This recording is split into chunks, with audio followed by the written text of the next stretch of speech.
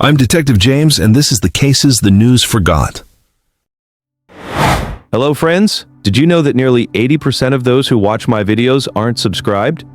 If you enjoy the content, I'd truly appreciate it if you hit that subscribe button. It helps a lot. Also, don't forget to leave a like and share your thoughts in the comments. Your interaction not only supports the channel's growth, but also helps these stories reach more people. Thank you all for being here. By the way, where are you watching from? Let me know in the comments. The coffee in my thermos had gone cold 2 hours ago, but I kept drinking it out of habit rather than necessity. It was approaching 11 p.m. on a February night, and I was sitting in my truck by the shore of Lake Kusawa longer than I should have been. The temperature gauge on my dashboard read minus 42 degrees. Outside, there was that special silence you only feel in extreme cold, as if the air had frozen and sound could no longer pass through it. I'm a wildlife officer for the Alaska Department of Fish and Game, and I've been working this territory for going on 9 years now. Kusawa Lake sits about 40 miles northwest of the Canadian border. During winter, it becomes one of those places where people come to ice fish, snowmobile, and generally test how much cold a human body can withstand before things start going wrong. My job is to patrol these areas, check fishing licenses, and make sure nobody's gotten themselves into trouble. It's usually pretty straightforward work. That night, I was doing a late sweep of the lake's camping areas. We'd gotten a call around 7 p.m. from a guy who said he'd heard something strange out on the ice, but when dispatch tried to get more details, his phone cut out. Signal up here is like that. You might get 2 bars 1 minute and nothing the next. Still, we have to check these things out. People die in the wilderness every year from the simplest mistakes, and sometimes the difference between life and death is whether someone bothered to drive out and take a look. The lake stretched out in front of me like a vast white plain, the ice covered in about 8 inches of snow. My headlights cut through the darkness, illuminating the nearest camping area, a small cluster of 4 RVs and a couple of heavy-duty tents. I could see lights on in 2 of the RVs, which was normal enough. What wasn't normal was that there were no snowmobiles parked outside, no signs of recent activity around the tents, and no smoke coming from any of the camps. In cold like this, you keep a fire or heater going constantly. You don't have a choice. I grabbed my flashlight and radio, pulled my parka hood up tight, and stepped out into the cold. The shock of it hit me like a physical thing. That first breath seared my lungs and made my eyes water instantly. I dressed properly. Thermal layers, insulated overalls, face mask, the works, but minus 40 doesn't care what you're wearing. It finds ways to get through. The snow crunched under my boots with that distinctive squeak that only happens at extreme temperatures. I made my way toward the first RV, playing my flashlight beam across the ground as I walked. There were footprints, but they were old, partially filled in with snow, which meant they'd been there at least a day or 2. No fresh tracks. That was starting to feel wrong. I knocked on the RV door, calling out my identification. No answer. I tried the handle and found it unlocked, which sent up another red flag. Nobody leaves their shelter unlocked when it's this cold. If something happened and you needed to get back inside quickly, you'd want easy access, sure, but you'd also know that an unlocked door in the wilderness is an invitation for animals. The inside of the RV was dim, lit only by my flashlight beam. It was cold enough that I could see my breath. The heater was off. I swept the light around and saw signs of recent occupation. An open bag of chips on the counter. A jacket hung on a hook, a magazine laid open on the small dinette table. The beds were made, but rumpled, like someone had been sitting on them. Everything looked normal, except for the fact that nobody was there. I called out, knowing it was pointless, asking if anyone was there. Nothing. Just the sound of my own breathing. I backed out and moved to the next RV. Same story. Lights on, heater off, signs of recent life, but no actual people. The third RV was completely dark, and when I looked in the windows, I could see frost forming on the inside of the glass. That one had been empty for a while. The tents were worse. One of them had partially collapsed under the weight of snow. When I unzipped the flap and looked inside, I found sleeping bags and camping gear all neatly arranged, but again, no people. The second tent was still standing, and inside I found something that made me pause. A camp stove had melted through the tent floor. It was stone cold now, but at some point it had been running hot enough and long enough to burn a hole right through the synthetic material and scorch the ice beneath. That's the kind of mistake that kills people. But there was no body, no signs of struggle or panic. Just a burned hole and an empty tent. I radioed back to dispatch and reported what I was finding. The woman on the other end, Sharon, sounded concerned, but not alarmed. He reasoned that maybe they all went to town together, carpooling in one vehicle.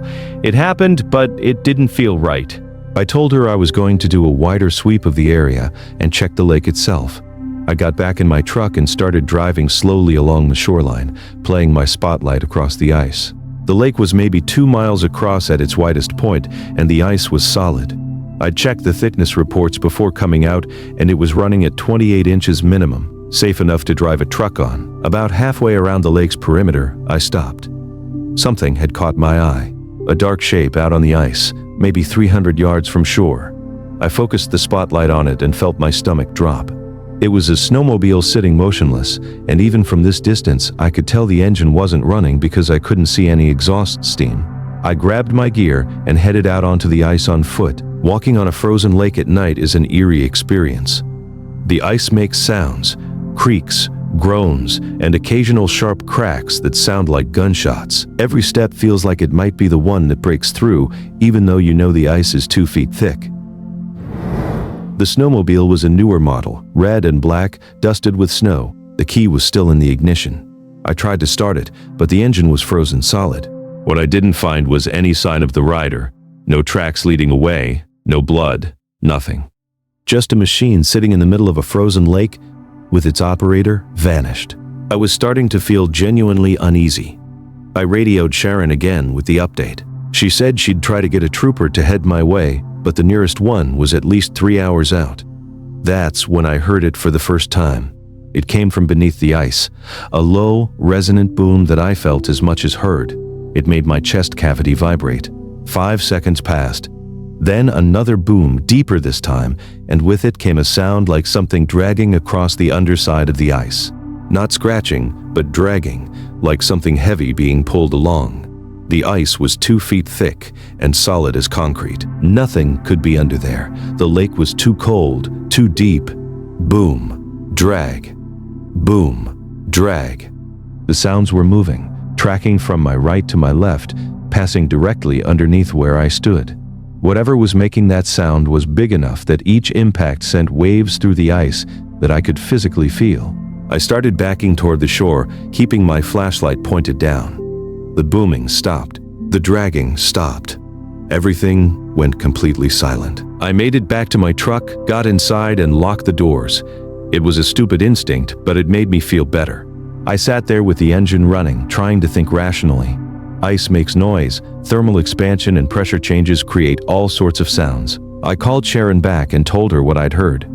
She was quiet for a moment, then suggested I come back in so they could send a team in the morning. I agreed. I was about to put the truck in gear when I saw movement near the abandoned snowmobile. I hit it with the spotlight. There was someone standing next to the machine, perfectly still, facing toward my truck. I couldn't make out any details through the falling snow, but it was definitely the shape of a person. I hit the truck's PA system, my voice booming across the ice, identifying myself and telling them to walk toward my vehicle with their hands visible. The figure didn't move. It didn't even react. I tried again, but there was still nothing. I made a decision I probably shouldn't have. I grabbed my flashlight and got out of the truck again. The cold hit me even harder this time, or maybe it just felt that way because I was scared. I started walking toward the figure. As I got closer, I could see more details. They were wearing dark clothes, no reflective gear, just standing there in -40 weather like it was nothing. I was 20 yards away when I called out again. Then I saw it clearly, and my blood went cold in a way that had nothing to do with the temperature. It wasn't a person. It was a shape, a silhouette, but there was nothing solid to it.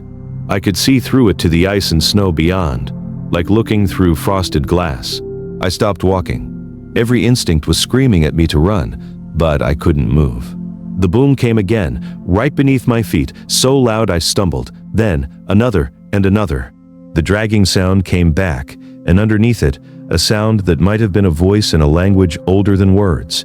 The figure turned and started gliding away toward the center of the lake. It wasn't walking, it was floating. I ran back to my truck, got inside, and locked the doors again. My hands were shaking so badly I could barely work the radio. I told Sharon I was coming in right then. I put the truck in gear and drove away from that place as fast as I could, never looking in my mirrors. Back at the station, I filed my report. I left out the part about the translucent figure because I knew how that sounded, but I included everything else: the abandoned camps, the snowmobile, and the sounds from under the ice.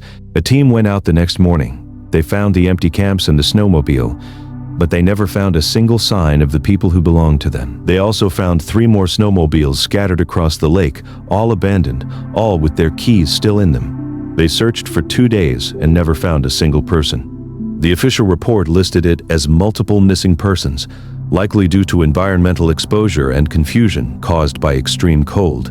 People wander off, get disoriented, succumb to hypothermia. It happens. The families were notified, and the case eventually went cold, filed away with all the other wilderness disappearances that happen in Alaska every year.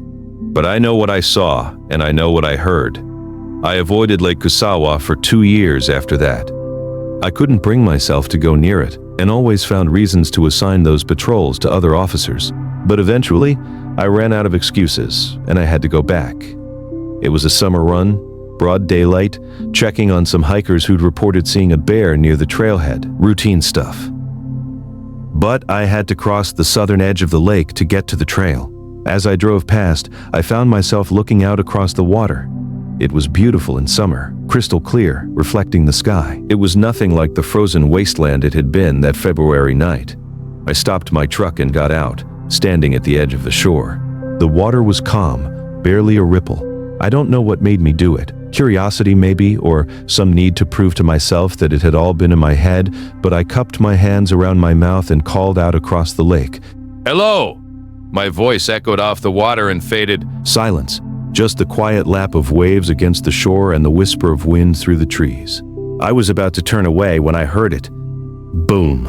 Deep, resonant, impossible. It was coming from beneath the water, just like before. Boom. I got in my truck and drove away. I haven't been back to Lake Kusawa since then, and I never will. They can fire me if they want. I don't care, because the last thing I heard as I was driving away was my own voice calling back to me from across that lake. It was the same word I'd called out, in the same tone, with the same inflection. Hello. And it was coming from underwater. They briefed me on the basics back in Anchorage before I took this position, but there's a lot they don't tell you about being a wildlife officer in the Alaskan interior. They tell you about hypothermia protocols and bear safety and how to handle aggressive moose.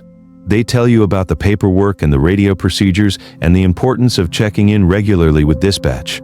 What they don't tell you is how the isolation gets inside your head, how the silence becomes a presence all its own, and how sometimes you'll see things in the wilderness that don't have explanations in any manual they ever gave you. Take the case of Sarah Chen, who's been working the Brooks Range territory for 6 years. It's some of the most remote country in Alaska. Hundreds of square miles of tundra, mountains, and forest where you might not see another human being for weeks. Most of the work involves monitoring wildlife populations and tracking migration patterns. The territory is so vast that she spends about 3 weeks out of every month in the field, living out of a small cabin near the river accessible only by bush plane or winter snowmobile. March is a strange time up there. The deep winter darkness is lifting, but the cold is still brutal, often dipping to -30, and the snow is 10 or 12 feet deep in the valleys. Sarah was doing a routine survey of the winter range, documenting caribou numbers and checking for wolf activity, when she found the first track. It was on a ridge about 8 miles north of her cabin, a windswept area where the snow was packed hard. She'd been following a caribou trail when she came across something that made her stop dead. The track was huge, easily 3 times the size of a wolf print, bigger than any bear print she'd ever seen. It was roughly circular, maybe 14 inches across, with what looked like 4 distinct toe impressions at the front, but the weird thing was the depth. This track was pressed deep into the snow, much deeper than the caribou tracks, suggesting something incredibly heavy. Yet there was only one track, not a trail, just one single massive depression. She crouched down next to it, pulling off her glove to feel inside. The edges were crisp and well-defined, not melted or distorted, which meant it was relatively fresh. She looked around for more tracks, but there was nothing. just that one impossible print sitting by itself in the middle of an undisturbed snowfield. She took photos and marked the GPS coordinates, trying to convince herself it was an unusual weather phenomenon. But she knew that didn't make sense. The track had too much structure. It looked biological. As she continued her survey, she couldn't shake the feeling that something was off. The normal sounds of the wilderness seemed muted and distant. About 2 miles further along the ridge, she found another track. It was identical to the first, same size, same depth, same strange solitary appearance. But what made her skin crawl was its location. It was positioned in a spot that would have required whatever made it to cross a steep ravine and climb a nearly vertical rock face. No animal could have done that. She stood there staring at the track with her radio in her hand, wondering if she should call it in, but she worried they'd think she was losing it. 6 years of isolation does things to your perception. You start seeing patterns that aren't there. That's when she heard the sound. It came from the ravine below, a low, resonant call that wasn't quite a howl and wasn't quite a roar. It lasted about 5 seconds and then cut off abruptly. In all her years up there, she'd never heard anything like it. She stayed very still, listening. Underneath the whisper of the wind, she thought she could hear something else, a rhythmic crunching sound, like footsteps in snow. Her hand went to the .45 on her hip. The crunching sounds were getting closer. She turned slowly, scanning the ravine, but she couldn't see anything through the spruce and the blowing snow. The sounds seemed to be coming from multiple directions at once, echoing off the rocks. She decided to head back toward her snowmobile, walking fast but not running, keeping her hand on her gun. The crunching sounds followed her. They stayed at the same distance, matching her pace exactly. She reached her snowmobile just as a storm started rolling in. She started the engine and headed down the valley at an unsafe speed, reaching the cabin just 10 minutes before the storm hit in earnest. Once inside, she secured the shutters and started a fire, trying to settle her nerves. That night, she couldn't sleep. The storm was howling, but underneath the wind, she kept thinking she heard that crunching sound again. Slow and deliberate, circling the cabin. At around 2 a.m., her radio crackled to life. It was dispatch, but the signal was weak. They asked for her position, but the transmission was breaking up. Then, just before the signal cut out completely, she heard 2 words, "Not alone." Her blood went cold. She tried to raise them again, but the radio was dead. The storm was too strong. She sat in the dark cabin and listened. The crunching was real, heavy footsteps circling the logs. She moved to the window, cracked the shutter, and looked out. The snow was coming down hard, but in the brief moments when the air cleared, she saw them. Tracks all around the cabin, huge, deep impressions forming a perfect circle. As she watched, another one appeared, just materialized in the snow, about 20 feet away, as if something invisible had just taken a step. She slammed the shutter closed, her heart hammering. Things don't make tracks without being there to make them, but she'd seen it happen. She watched the snow compress under weight that wasn't there. The crunching continued all night, always that same deliberate pace, always that same circular pattern. She must have dozed off around dawn because she woke with a start to find the cabin freezing. The fire was out and the storm had passed.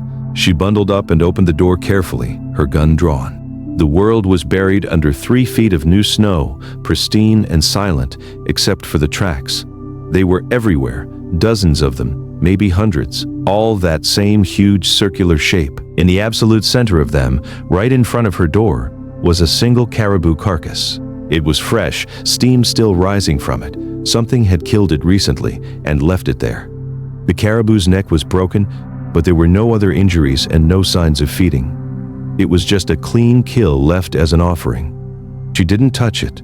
She went back inside and called for an emergency pickup. She took a week off in Anchorage, trying to find a rational explanation, audio hallucinations or weather phenomena, but she couldn't explain the caribou. When she finally went back to the cabin, everything seemed fine at first. But on her second night back, around midnight, the radio crackled again. Not alone. Then the static cleared, and she heard the dispatcher clearly. "Unit 7, we're showing your position as Sarah. Are you at the cabin?" "Yes," she replied, "I'm at the cabin." "What's wrong?" I asked the dispatcher, the static crackling like dry tinder. "We're showing 2 signals at your location," she replied. "2 Unit 7 transponders. Are you alone?" My mouth went dry. Yes, I'm alone. It must be a glitch in your system. Stand by, she said. We're sending someone to check it out.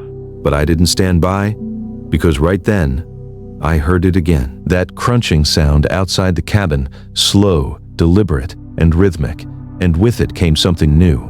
The sound of my own voice, very faint, drifting in from somewhere in the darkness outside.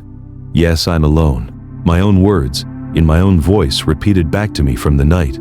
I didn't think. I just moved. I grabbed everything I could carry and ran for my snowmobile. I didn't wait for help. I drove through the darkness with my headlight cutting a weak, desperate beam through the endless black, and I never looked back. I requested a transfer the next week, and they approved it without question. Turnover is high in the remote postings, and they're always short-staffed. I moved to a territory near Juneau, much more populated and much less isolated. I told myself I was done with the deep wilderness. But last month, I got a package at my new station. No return address, just my name and unit number. Inside was a photo, a trail camera image from somewhere in the Brooks Range, time-stamped from just 3 weeks ago. The image showed my old cabin at night, and standing in front of it, clearly visible in the camera's flash, was a figure. It was shaped like a person, my height, my build. But it was wrong, blurred at the edges, somehow both there and not there at the same time. It was wearing my uniform, my exact uniform, down to the patch on the shoulder, and in the snow all around it, circling the cabin in an endless spiral, were tracks. I still check my windows every night before I sleep. The map was wrong. That's the first thing I should have noticed. But when you're 3 days into a solo patrol in the Wrangell Mountains and the temperature is sitting at -35, you don't always catch the small details. You're too focused on staying warm and keeping your bearings. Alaska doesn't forgive mistakes, and the wilderness up here has claimed plenty of people who thought they knew better. I'm Marcus Webb. I've been a wildlife officer for 14 years now, the last 7 working this section of the Wrangell-St. Elias backcountry. It's a massive territory, over 13 million acres of wild land, with maybe a handful of ranger stations scattered throughout for emergency shelter. We patrol on snowmobiles in winter, checking on trappers and monitoring wildlife. It's hard, lonely work, but I prefer it to the politics of the city. I was on a routine run between 2 stations, a trip that normally takes about 5 hours. But a freak snowstorm had rolled in overnight, dumping nearly 2 feet of new powder and cutting visibility to almost nothing. I decided to push through anyway, relying on muscle memory. 3 hours in, my snowmobile hit something buried under the snow, and the track broke. It wasn't a total catastrophe, but continuing on was risky. I pulled out my map and GPS to figure out my options. According to the instruments, I was 8 miles from the next official station, too far to risk on a damaged machine. But as I studied the map, I noticed something odd. A small mark on the paper I'd never seen before, indicating a structure about a half-mile west. It was labeled in faded pencil, Ranger Cabin, Emergency Use.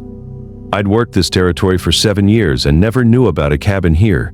It wasn't on any official digital maps, but old forgotten cabins do exist, left off modern records but still weatherproof.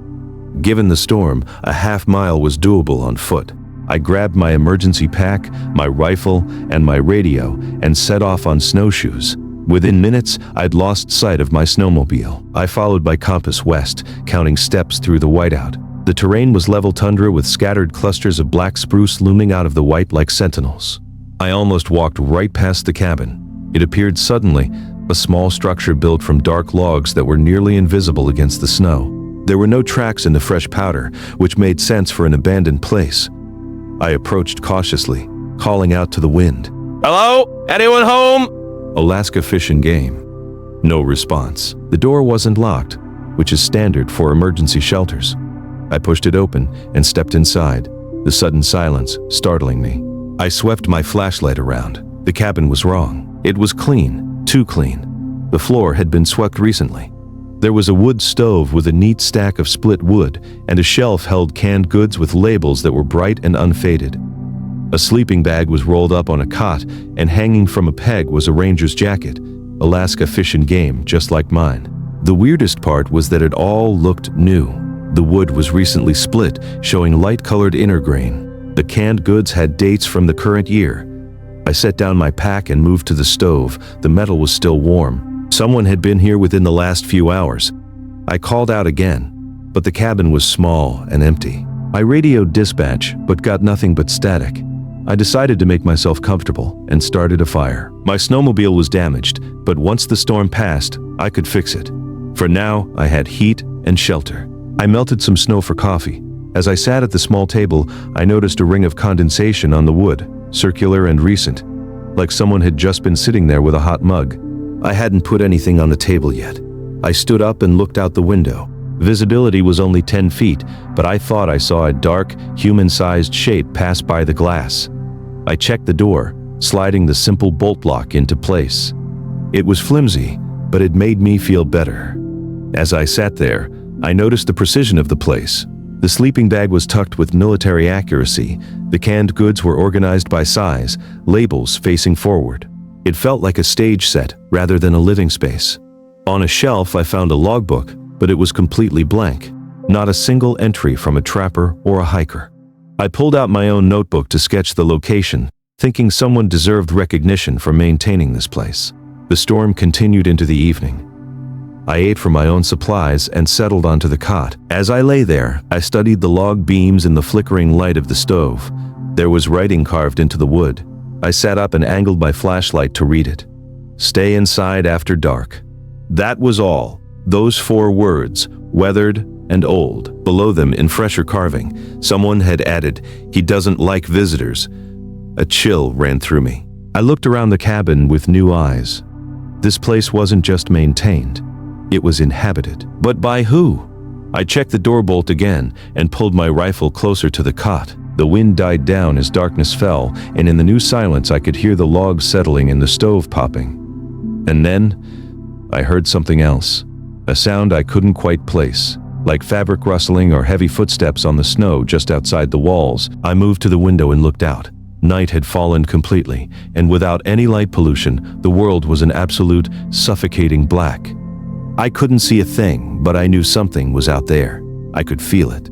It was that same primal instinct that tells you when you're being watched. I've hunted enough and spent enough time in the wilderness to trust that feeling implicitly. I turned off my flashlight and let my eyes adjust, the only light coming from the faint orange glow behind the small window of the stove door. It barely touched the shadows of the cabin interior. I sat on the cot, rifle across my lap, and I waited. Hours passed. I might have dozed off for a moment, but I woke with a start to the sound of footsteps outside, crunching in the snow. They were slow, deliberate footsteps walking around the cabin in a perfect circle. I held my breath, listening. The footsteps stopped at the door. I could see the wood itself in the dim stove light, the bolt still firmly in place. For a long moment, nothing happened. Then, the handle turned very slowly, testing the lock. The bolt held. The handle released, and the footsteps continued their circuit, passing right by the window. I couldn't see a thing through the glass, but I heard them clearly. They completed the circuit and stopped again at the door. This time, there was a knock, 3 measured heavy taps. Every instinct told me to stay silent, but I'm a ranger. What if someone was lost and dying in the cold?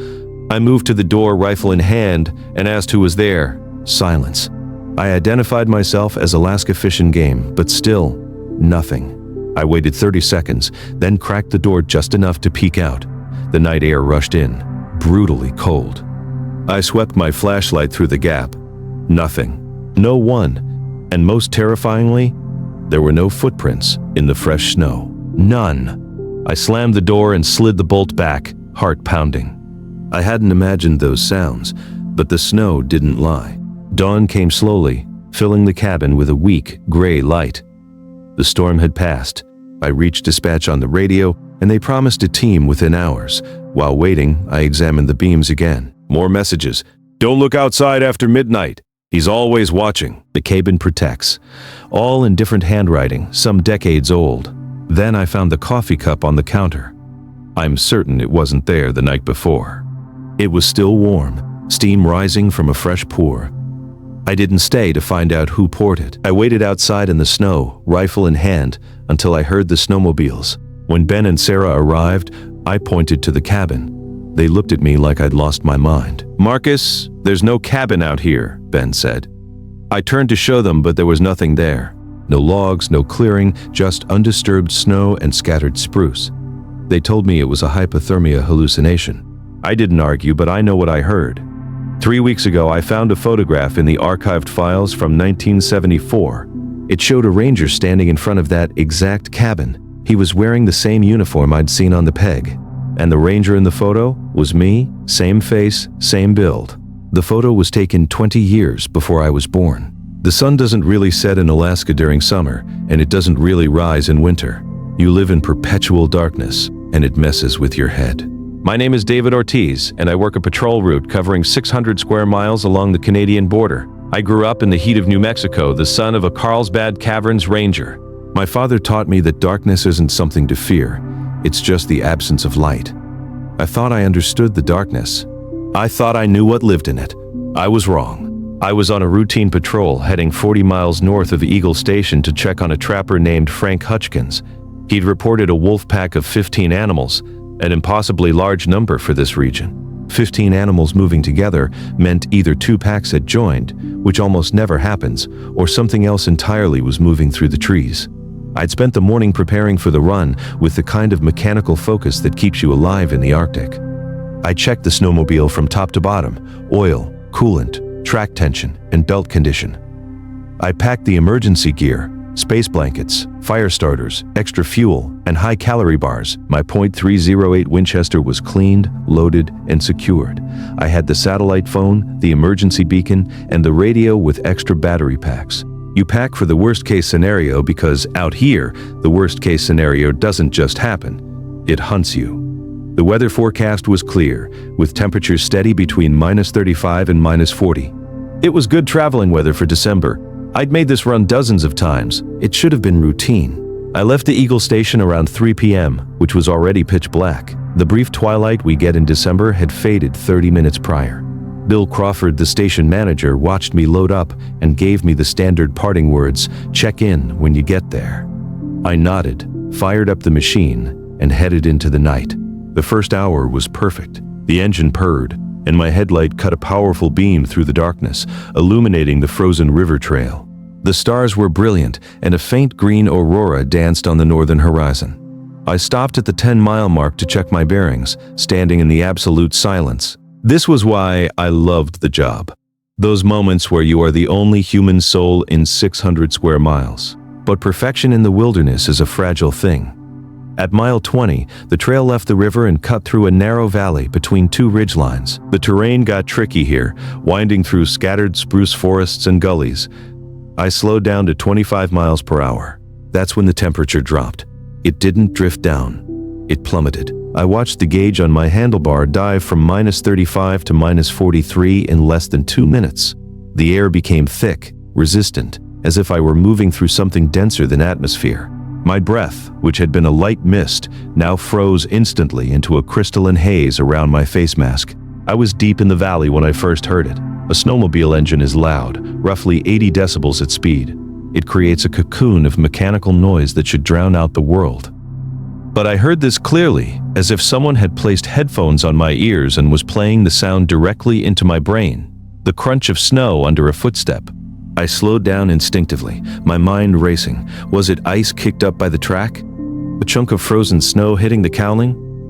I've been riding for 15 years. I know every rattle and hum of these machines. This wasn't the machine. I slowed to 15 miles per hour, and I heard it again. Crunch. Crunch. It was steady, rhythmic, and matching my reduced speed exactly. It sounded like someone was jogging alongside me in the deep powder, keeping perfect pace. My first thought was a wolf or a caribou, but their gait is uneven. 4 legs create a complex signature. This was bilateral. These were human footsteps. I killed the engine. The silence was overwhelming. I sat there, my heart hammering against my ribs, listening to the engine tick as it cooled. Nothing. Just the freezing air and the sound of my own blood rushing in my ears. I told myself I'd imagined it. The human brain is wired to find patterns in random noise, especially when we're alone and vulnerable. I started the machine again and pushed it faster, wanting to clear the valley. I hit 30 miles per hour, but within a minute, the sound returned. Footsteps in the snow, matching me stride for stride on my right side. I turned my head, searching the 30-foot pool of my headlight. Nothing but empty black and the dancing shadows of spruce trees. I stopped again and grabbed my 20000 lumen spotlight, sweeping it in a wide arc across the terrain. The light picked out every detail, individual crystals, the texture of bark, but there were no tracks. The snow was smooth and unbroken. If something had been running there, it should have left a trail. I turned the light off and moved again. Instantly, the footsteps resumed. Crunch, crunch, crunch. I tried to rationalize it. Acoustic anomalies, mechanical issues, exhaustion. I wanted to believe anything other than the truth. I decided to test it. I stopped the machine but left the engine idling. The footsteps stopped when I did. I waited 30 seconds. Then, they started again, but they weren't matching my movement anymore because I wasn't moving. They were circling. I heard them move from my right, pass behind me, and glide around to my left, slow, deliberate, maybe one step every 2 seconds. Whatever it was studying me. My hand shook as I reached for my rifle. I pulled out my thermal camera, the kind we use for wildlife surveys. Anything warm-blooded should have glowed bright white against the blue-black background of the frozen tundra. I scanned a full circle. The screen was empty. No heat signatures. Not even a trace. Yet the footsteps were right there, so close I could have reached out and touched whatever was making them. My instincts weren't just tingling. They were screaming at me to run. I holstered the camera, secured the rifle, and pinned the throttle. The engine screamed as I shot forward, hitting 30, then 40, then 50 miles per hour. And those footsteps? They accelerated with me. Perfect rhythm, never falling behind, always right there in the dark. At 50 miles per hour, with the wind roar and the engine noise, I shouldn't have been able to hear a gunshot, let alone the sound of feet on snow. But they were as clear as if I were standing in a silent room. Crunch, crunch, crunch. Tireless. I glanced at my GPS. I was still 15 miles from the cabin, and the terrain was about to get a whole lot worse. I'd have to slow down, or risk flipping the machine, breaking through into a hidden creek bed, or hitting a buried rock. At 50 miles per hour in the dark, a single mistake is a death sentence. But slowing down meant spending more time with whatever this was, and I didn't want to do that. Every instinct I had was telling me to put distance between myself and the source of those footsteps, even though I couldn't see a thing. I compromised, bringing my speed down to around 35, navigating by GPS and the flickering cone of my headlight. The footsteps continued, sometimes on my right, sometimes on my left, occasionally dropping back before catching up again. Once, and this made my blood run cold, I could swear I heard them directly in front of me, leading the way.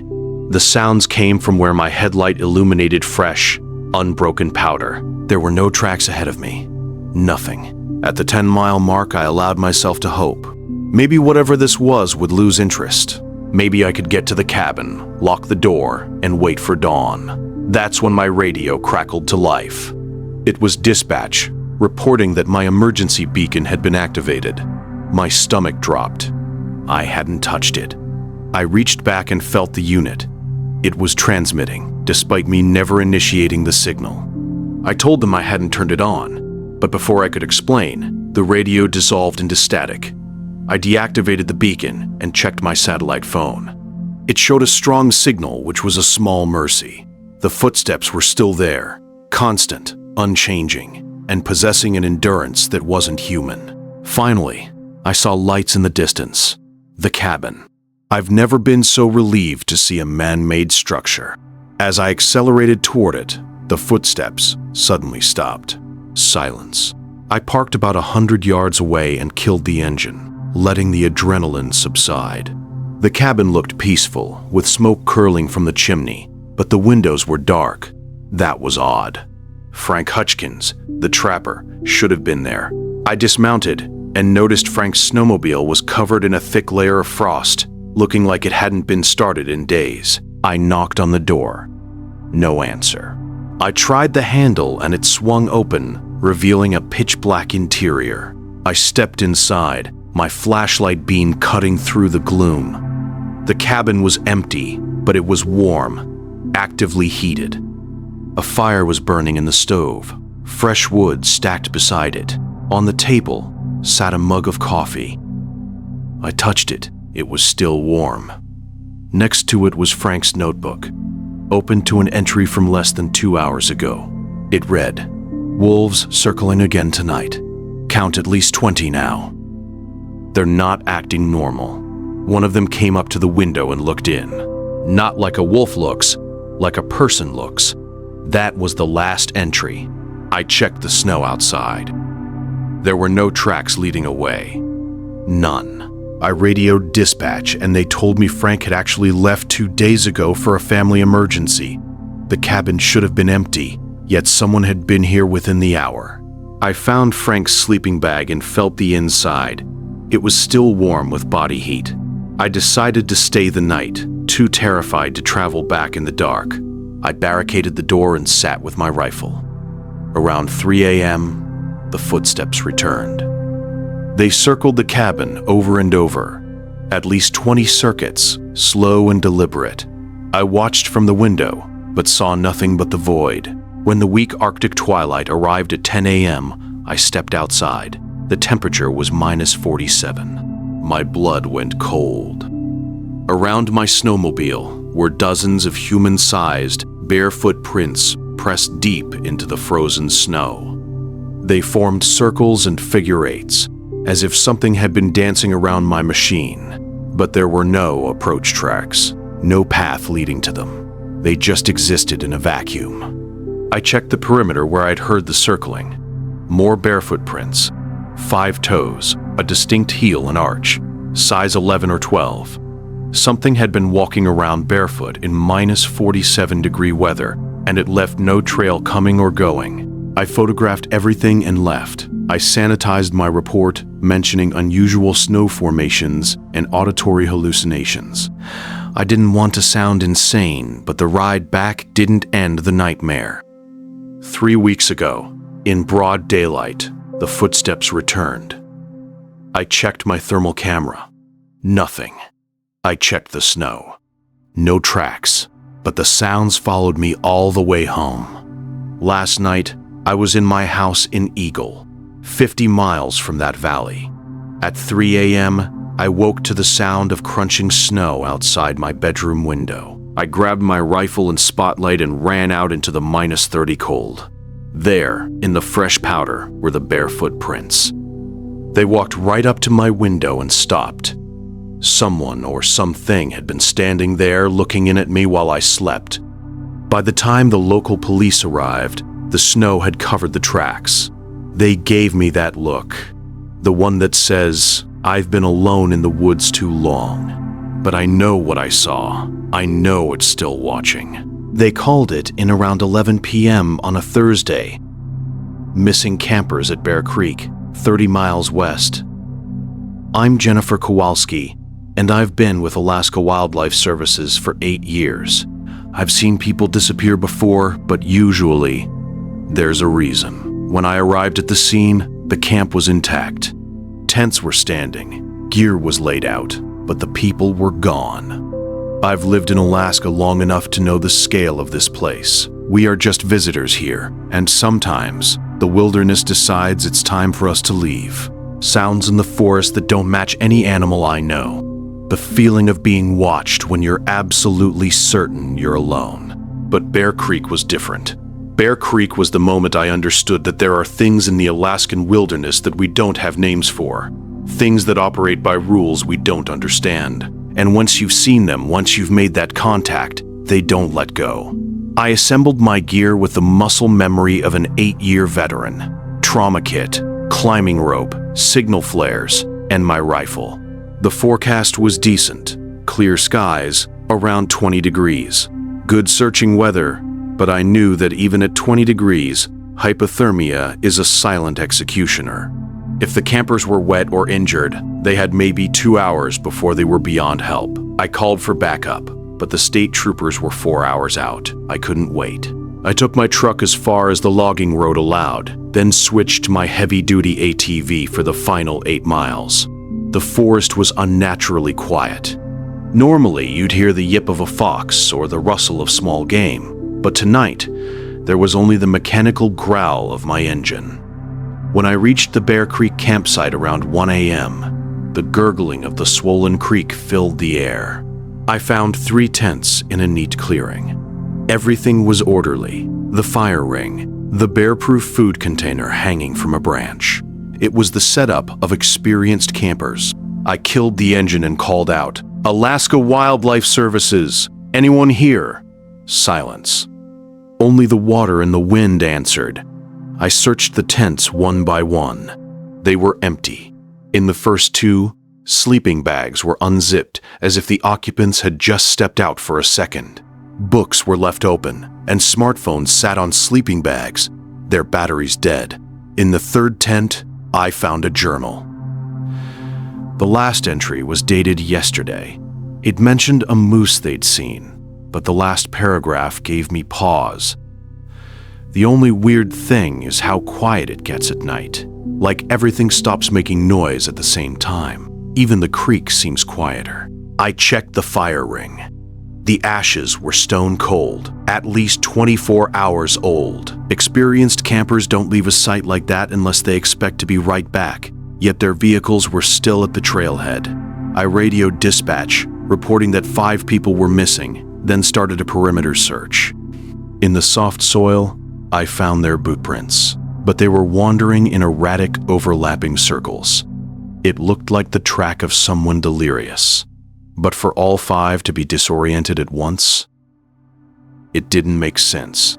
Then I saw them. Scattered among the human tracks were impressions that weren't boots. They were roughly circular, 5 inches across, with 3 distinct claw marks. Not 5 like a bear. They were arranged in a way that defied any animal biology I knew. Nearby, I found a civilian 2-way radio lying in the dirt. It was on. I keyed the mic and identified myself. Static hissed back at me. I was about to set it down when a voice, distorted and faint, broke through. "Help! This is Officer Kowalski," I replied, my pulse jumping. "What's your location?" "Creek. Can't." The voice fragmented. Then, one final word that made the hair on my neck stand up. "Watching." The radio went dead. The water was deafening here, echoing off the stone. I moved slowly, killing my spotlight every few minutes to listen. My beam was a lonely tunnel of light in a world of absolute black. I was looking for people, but as I moved deeper into that gorge, I couldn't shake the feeling that I was the one being hunted. I found a torn piece of blue synthetic fabric caught on a branch about a quarter-mile downstream. It was fresh, free of the moss or mildew that claims everything in the damp gorge. As I descended, the rock walls tightened around me, amplifying the roar of the creek until it vibrated in my very marrow. The air grew heavy and unnaturally cold, my breath blooming in thick white clouds. I was half a mile from camp when I saw it. A steady, unmoving glow around a bend. I called out, my voice swallowed by the water's roar, but the light didn't budge. Rounding the corner, I found a headlamp lying on the rocks. The LED was piercingly bright, and the band was stretched as if it had been ripped from someone's head. It was still warm with the heat of a human brow. Then, I saw the blood. Fresh crimson drops dotted the rocks, leading like a sparse breadcrumb trail toward a natural rock amphitheater at the far end of the gorge. Dispatch told me backup was 20 minutes out. I should have waited. Training says wait, but in this cold, 20 minutes is a lifetime for someone bleeding out. I pushed on. In the shadows of a rock alcove, I found them. 4 people, 3 men and a woman, sitting in a perfect circle on the flat stones. They were facing inward, their backs to me. They didn't move when I shouted. They didn't even flinch when my spotlight hit them. I circled around to see their faces and felt my soul wither. Their eyes were wide, staring at a blank patch of dirt with a terrifying vacancy.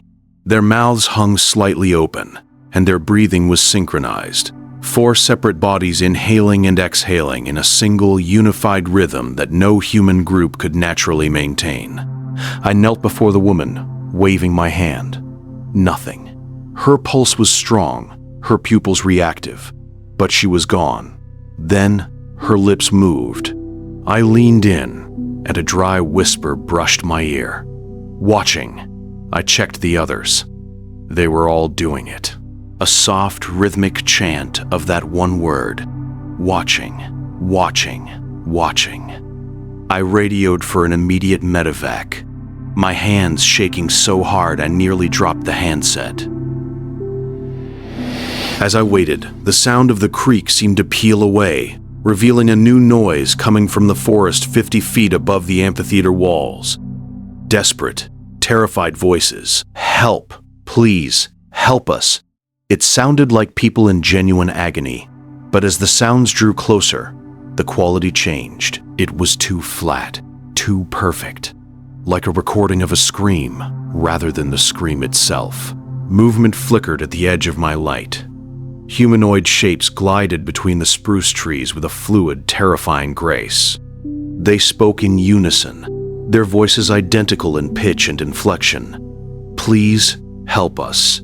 We're lost.